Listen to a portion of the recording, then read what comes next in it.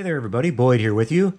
Well, I'm just here to make a quick little video today to show you this kind of cool little project that I've been working on off and on for probably about the past month or so in between my other work, and just got it finished up about a week ago. This is the AMT 125th scale 49 Mercury sedan model kit, and I wanted to build this up as a tribute to James Dean for the movie that he made called Rebel Without a Cause. This is a replica of the car that he drove in that movie. And actually, the car still exists. It's in a museum, I think, out in California, and it still looks fantastic. It still looks just like brand new. And I think the movie came out around 1953 or 1954, somewhere around in there. So it's been around a long time.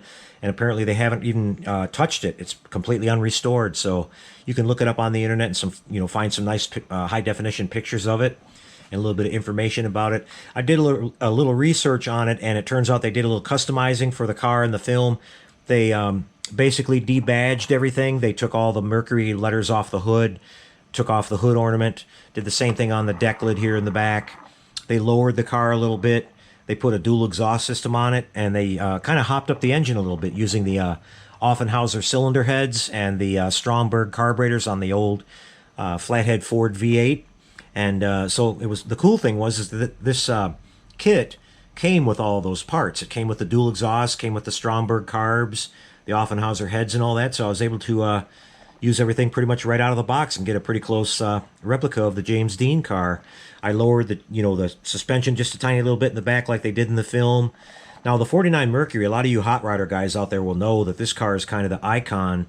Back in the late 50s, early 60s, these cars were known as lead sleds, and the 49 Mercury was like a really popular car because it already had really nice sleek lines. And so when they chopped the top and did a few things like Frenched in the door handles and did some cool stuff like that, they came out looking really clean.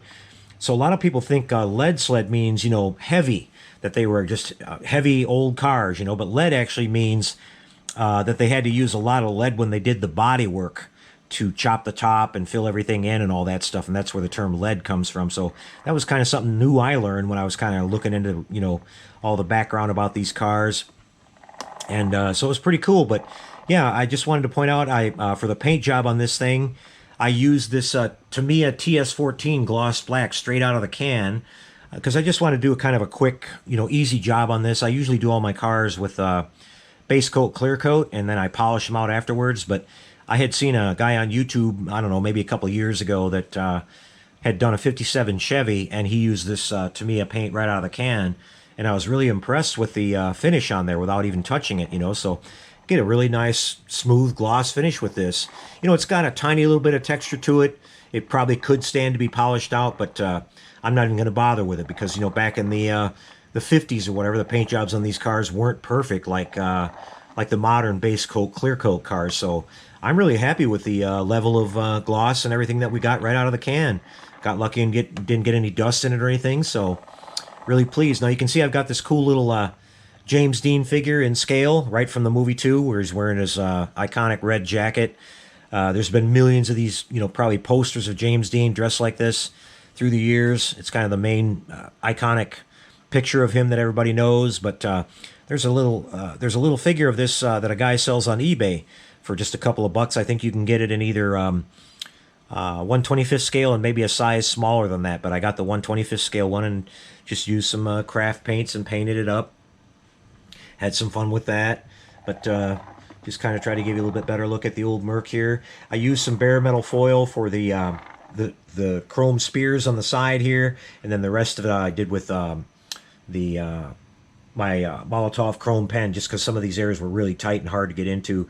I'm still got to learn, I still got to learn to work with bare metal foil. I was pretty successful when I did that big 57 Chevy, but the smaller they are, the harder that stuff is to work with. So I'm still practicing, and but I'm pretty happy with the side chrome and all that, and it kind of matches with the other stuff. Let me see if I can get the hood off here with one hand and show you the motor. I didn't go real crazy on that. I just painted it up, and I used the aftermarket parts, the carburetors and the cylinder heads, and painted it the color that they show the engine being when you look at the photos of the real car. It's Mercury had their own kind of color for their engine blocks back in those days. And then the trunk does open up. I can show you that. There's not a lot of detail in there. They don't even give you a spare tire. There were some small little tool parts or something you could stick in there. I just got to get around to painting those and putting them in. Maybe one of these days I'll grab an extra rim and a tire and paint the white wall on that and get that put in there. But just had a lot of fun. You know, it was a really straightforward, easy build. I'll show you the bottom of the chassis. You got your, pretty decent amount of detail there. The front steering works really good. The front suspension goes together really nice. Had no problems with that. So it's just a really straight, easy to build kit, and the mold has held up pretty well over the years. I didn't find any major issues with the body at all. Didn't have to do much cleanup or sanding or anything. Didn't have any big pits or warps or anything like that. So real pleased with this kit. So I hope you guys enjoyed seeing this. Had a little fun with it.